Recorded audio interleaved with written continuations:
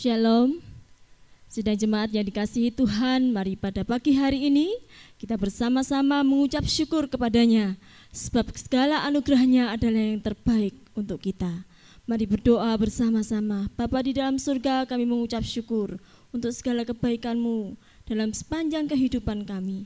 Dan biarlah pagi hari ini ya Tuhan, kami boleh bersuka cita bersama-sama untuk memuji dan memuliakan nama-Mu. Mari Tuhan berikan kami sukacita surga dan setiap kami diberkati karena kami percaya Engkau ada bersama dengan kami. Di dalam nama Tuhan Yesus Kristus kami berdoa. Amin.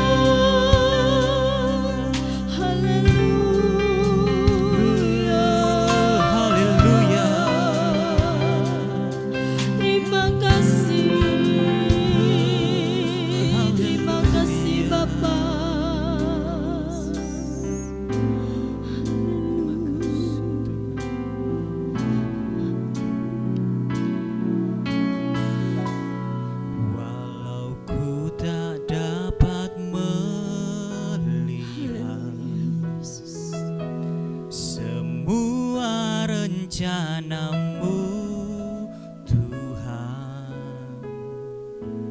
namun hatiku tetap memandang padamu. Kau tuntun langkahku,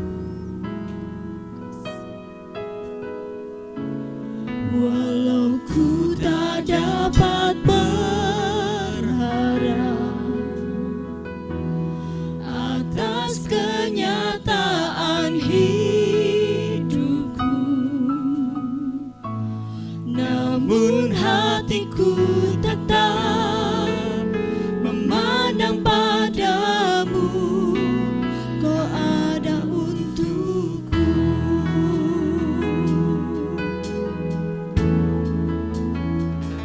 Ku sadar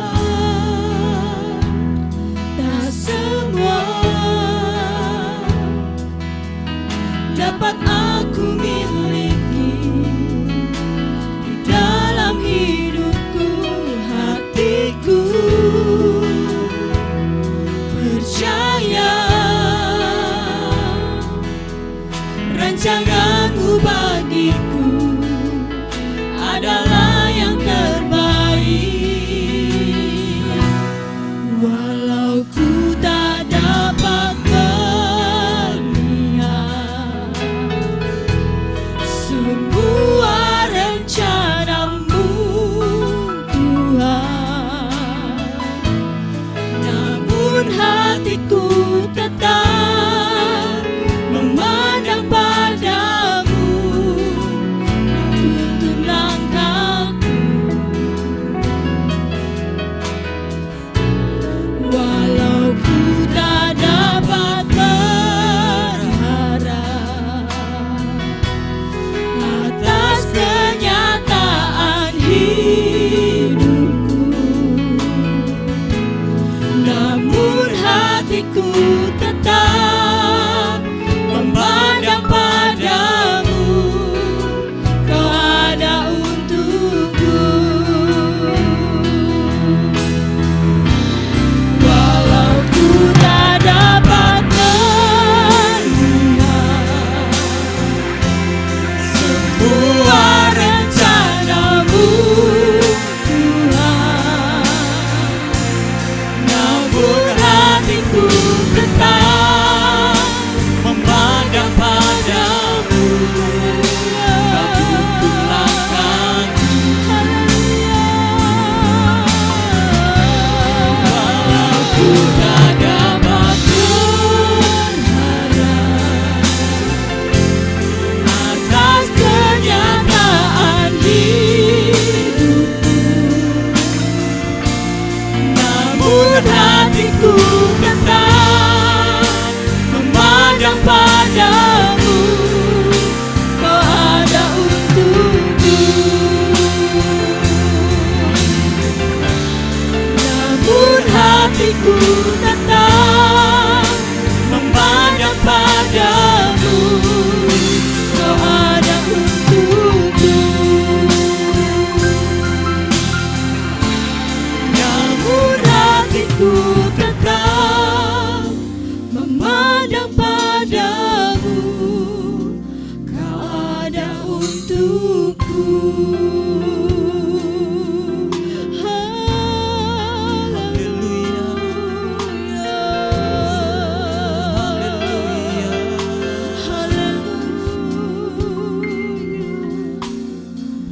Kami percaya kepadamu ya Tuhan, dan kami berharap hanya kepadamu.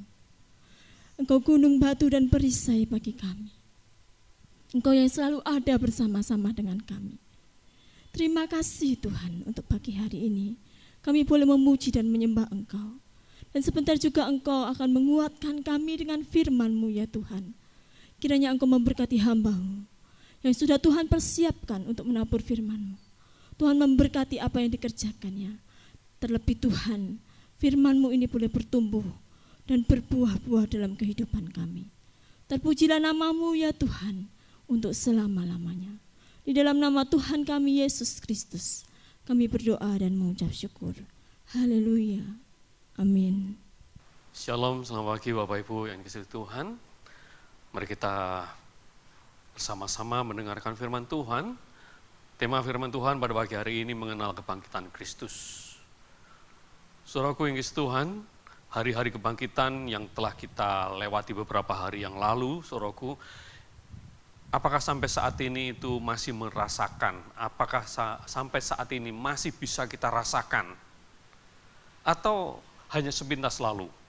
Mari kita membaharui kembali di dalam Filipi pasal 3 ayat 10 sampai 11. Yang ku kehendaki ialah mengenal Dia dan kuasa kebangkitannya dan persekutuan dalam penderitaannya, di mana aku menjadi serupa dengan Dia dalam kematiannya, supaya aku akhirnya beroleh kebangkitan dari antara orang mati. Bapak Ibu yang dikasihi Tuhan, Rasul Paulus menuliskan dalam ayat ini dikatakan yang ku kehendaki.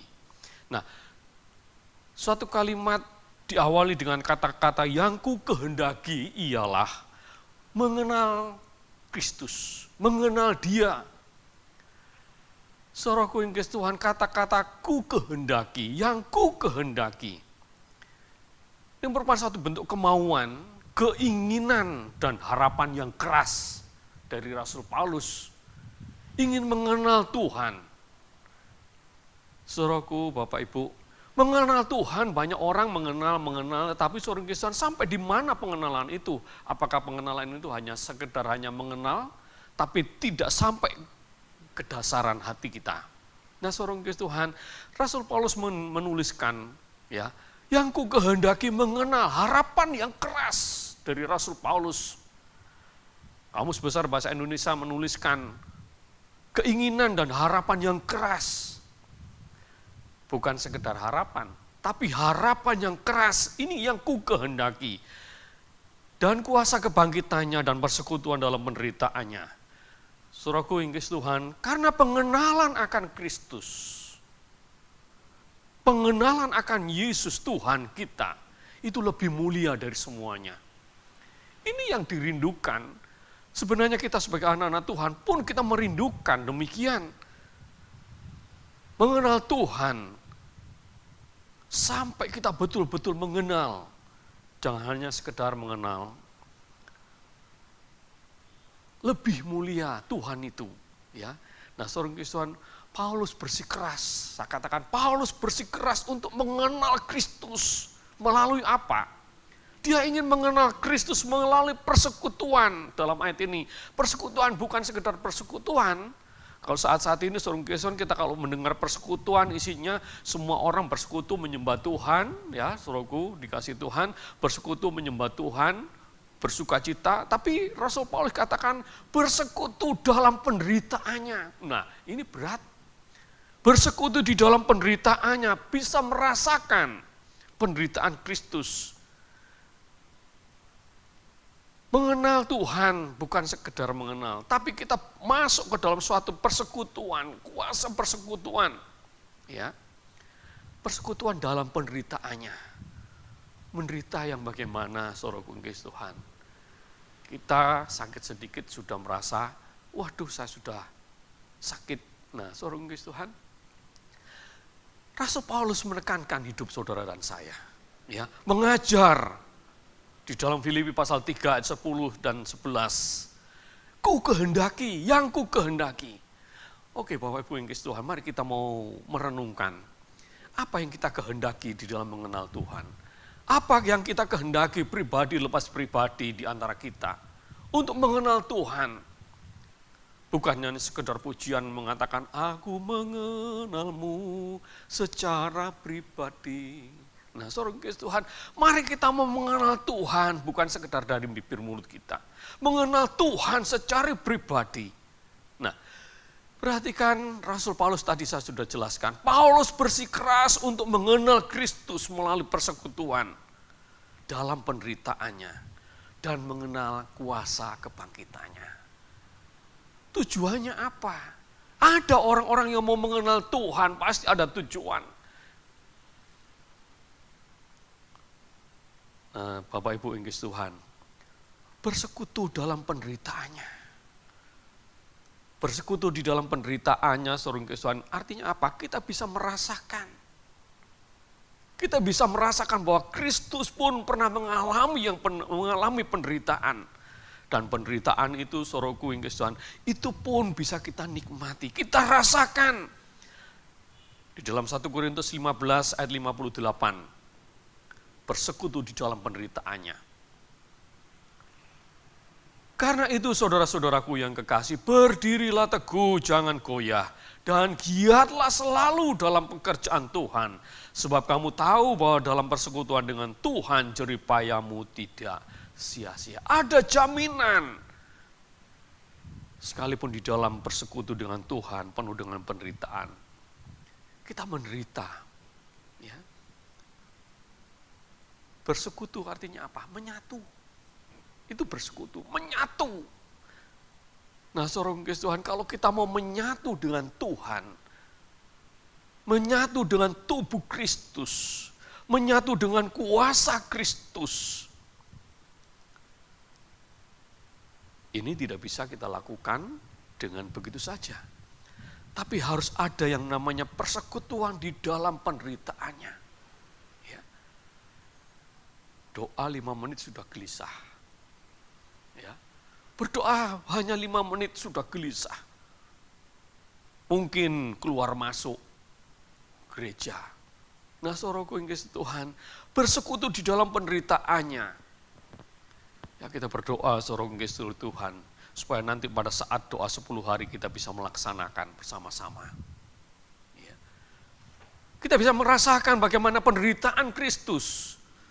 Kita bisa merasakan bagaimana Kristus yang menderita itu. Kita boleh rasakan di dalam suatu kesatuan, di dalam suatu persekutuan bersama-sama. Saudaraku yang kasih Tuhan, bersekutu di dalam menderita. Ayat ini mengatakan, sebab kamu tahu bahwa dalam persekutuan dengan Tuhan, jerih payahmu tidak sia-sia. Benar. Apa yang kita kerjakan, apa yang kita lakukan di dalam persekutuan, dalam bersekutu dengan Tuhan. Firman Tuhan mencatat bahwa jerih lelahmu, jerih payahmu tidak sia-sia. Mari kita mau berdiri. Ya. Berdiri teguh. Jangan goyah di dalam satu persekutuan. Giat selalu dalam pekerjaan Tuhan. Ya, saudara Tuhan, bersekutu itu. Bersekutu itu bukan hanya pada saat kita berdoa, bersekutu bersama-sama. Bersekutu itu juga kita melakukan apa yang Tuhan kehendaki. Kita mau melakukan, melaksanakan apa yang Tuhan perintahkan. Tadi saya katakan bersekutu itu menyatu. Artinya apa? Kalau kita melayani pekerjaan Tuhan, bukan kita melayani pekerjaan Tuhan dengan kekuatan kita sendiri, dan bukan kita sendiri yang berjalan. Tapi kalau kita menyatu, maka penyertaan pimpinan Tuhan ada dalam kehidupan kita.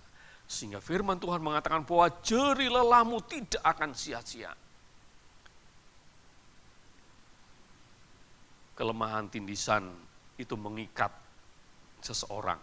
Tapi orang yang giat, orang yang mau berdiri teguh, dia tidak goyah, hidupnya dikuatkan, dia akan menyatu dengan Tuhannya.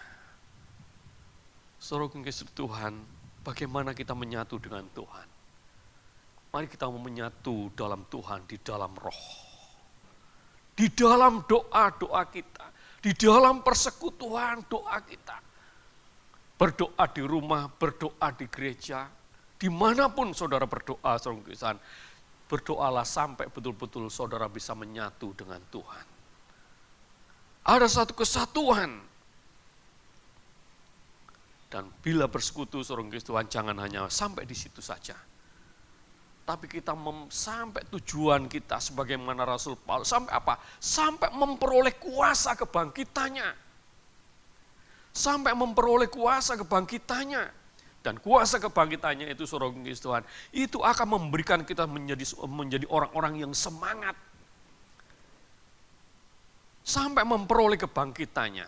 Di dalam Filipi pasal 3, 13, 14. Itu nanti yang kedua, yang pertama sebelum itu kita baca dulu di dalam Yohanes pasal 5, 28, 29. Janganlah kamu heran akan hal itu, sebab saatnya akan tiba bahwa semua orang yang di dalam kubur akan mendengar suaranya, dan mereka yang telah berbuat baik akan keluar dan bangkit untuk hidup yang kekal. Tapi mereka yang telah berbuat jahat akan bangkit untuk dihukum. Nah, saudara sekalian, nantinya ada dua kebangkitan. Kebangkitan untuk hidup yang kekal atau kebangkitan untuk dihukum. Ya. Memperoleh kebangkitan. Dan saudara Tuhan, kita kembali di dalam kehidupan kita. Saat ini, firman Tuhan mengatakan di dalam ayat yang ke-28, janganlah heran. Ya, jangan heran saudara Tuhan. Oh, kita semua nanti akan menghadap yang namanya pengadilan. Kita akan menghadap. Kita semua akan dibangkitkan, namun ada dua. Bangkit untuk hidup yang kekal, atau saudara Tuhan bangkit untuk dihukum.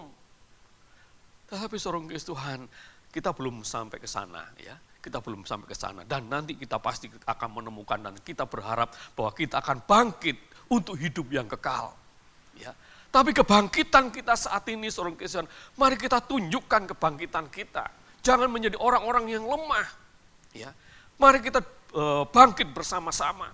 Bangkit memuliakan Tuhan. Bangkit mengagungkan, membesarkan nama Tuhan.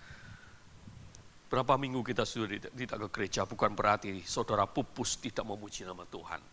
Tetap muliakan Tuhan, tetap agungkan Tuhan di rumah saudara. Ya.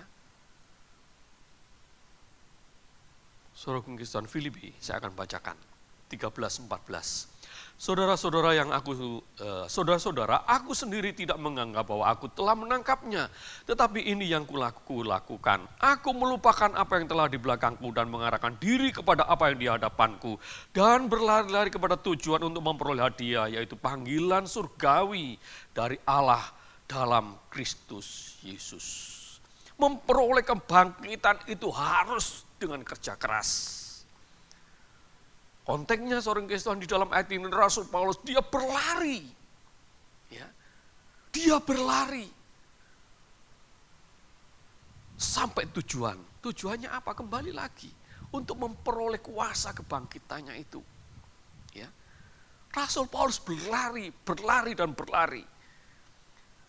Saudaraku yang kasih Tuhan, jangan kita hanya duduk diam, duduk manis. Ya, duduk manis di rumah, tenang-tenang saja. Oh, tidak ada apa-apa. Tapi saudara Tuhan, Rasul Paulus mengajar, dia katakan, aku melupakan apa yang di belakangku. Dia lupakan semua masa-masa lalu. Dan dia kembali mengarahkan dirinya kepada Tuhan. Apa yang di hadapannya? Di hadapan Rasul Paulus suatu pekerjaan yang besar. Penuaian jiwa-jiwa yang besar. Di hadapan Rasul Paulus. Saya berharap kita juga punya visi yang sama. Kita mempunyai suatu fokus yang besar. Kita mau mengarahkan diri kita bersama-sama. Untuk suatu tuaian yang besar. Berlari kepada tujuan untuk memperoleh hadiah, yaitu panggilan surgawi. Panggilan surgawi apa? Yaitu bangkit untuk diapakan? Ditempatkan kepada tempat hidup yang kekal. Bangkit ditempatkan pada posisi yang benar.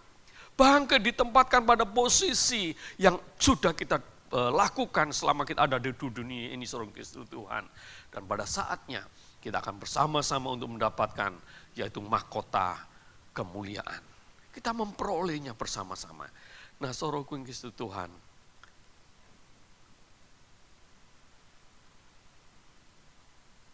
saya kembali, Rasul Paulus bersikeras untuk mendapatkan apa? Kebangkitan, kuasa kebangkitan. Mengapa? Nah, pertanyaan. Mengapa Paulus bersikeras mengenal Kristus, berusaha untuk mengenal Yesus? Kalau anak-anak kita berusaha keras untuk belajar dengan tujuan apa? Supaya dia dapat menyelesaikan studinya. Baik yang di SD, SMP, SMU, ataupun perguruan tinggi. Nah, saudara dan saya di dalam kita mengiring Tuhan, mari kita mau bekerja keras. Ya. Mengapa? Paulus tahu. Dia tahu. Ada suatu tujuan yang akan dia peroleh. Saudara Kristus Tuhan, tadi kita sudah mendengar bahwa Kristus itu kebangkitan. Akulah kebangkitan, Tuhan katakan. Aku kebangkitan dan kehidupan. Dan saudara Kristus, di situ titik daripada tujuan daripada Rasul Paulus. Karena di dalam kebangkitan Kristus ada suatu kehidupan. Nah, saudara Kristus Tuhan, beberapa menit ke depan kita melihat Kristus satu saja, enggak banyak. Kristus pemegang kunci kerajaan maut dan kunci kerajaan surga. Kristus yang memegang kunci kerajaan maut dan Kristus memegang kunci kerajaan surga. Nah, ini seorang Kristus Tuhan. Sampai Rasul Paulus mengatakan, aku ingin memperoleh kuasa kebangkitannya. Karena apa? Karena dia tahu dalam Kristus sedang memegang kunci kerajaan surga. Nah, saudara kasih Tuhan, kita akan melihat suatu kebenaran firman Tuhan di dalam Wahyu pasal 1 ayat yang ke-18 dan Matius pasal 16 ayat 19. Saudara persiapkan. Wahyu pasal 1 ayat yang ke-18, dan yang hidup, aku telah mati namun lihatlah aku hidup sampai selama-lamanya dan aku memegang segala kunci maut dan kerajaan maut. Kristus memegang kunci maut dan kunci kerajaan maut. Saudaraku yang kasih Tuhan, di dalam Alkitab saudara dan saya terjemahan baru, dikatakan, Kristus, aku memegang segala kunci maut dan kerajaan maut.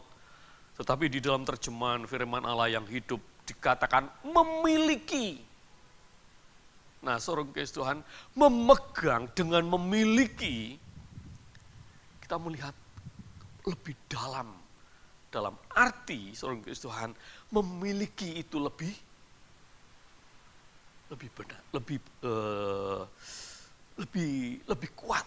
Nah, saudaraku yang kasih Tuhan, Kristus itu memiliki, aku memiliki segala kunci maut dan kunci kerajaan maut. Bapak Ibu yang kasih Tuhan,